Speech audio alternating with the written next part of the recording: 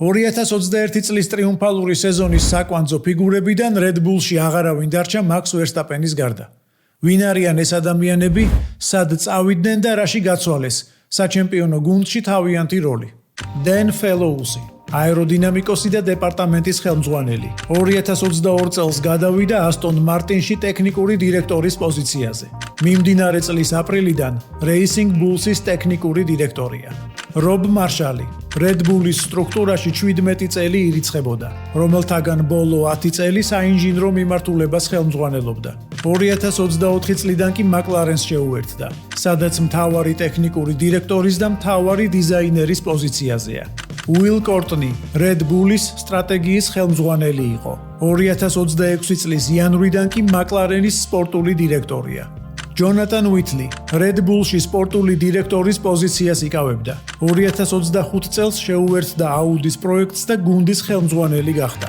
მაგრამ მიმდინარე წლის მარტში დატოვა Audi და დიდი ალბათობით Aston Martin-ში დაიკავებს იგივე თანამდებობას. Adrian Newey, Red Bull-ის მთავარი ტექნიკური დირექტორი და მთავარი დიზაინერი. 2025 წლის მარტიდან გადავიდა Aston Martin-ში, სადაც გუნდის მეწილე და ხელმძღვანელი გახდა. ამჟამად ბრიტანულ გუნდში ტექნიკურ საკითხებზეა ფოკუსირებული.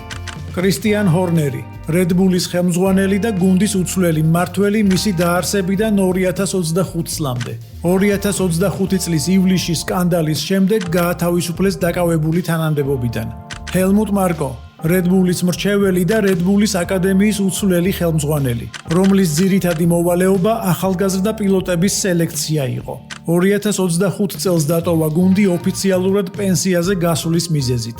Gianpiero Lambiase, Max Verstappen-ის სარბოლო ინჟინერი და შემდგომ Red Bull-ში ამავე მიმართულების ხელმძღვანელი. უკვე ოფიციალურად 2028 წლიდან McLaren-ში სარბოლო ოპერაციების დირექტორის თანამდებობას მიიღებს.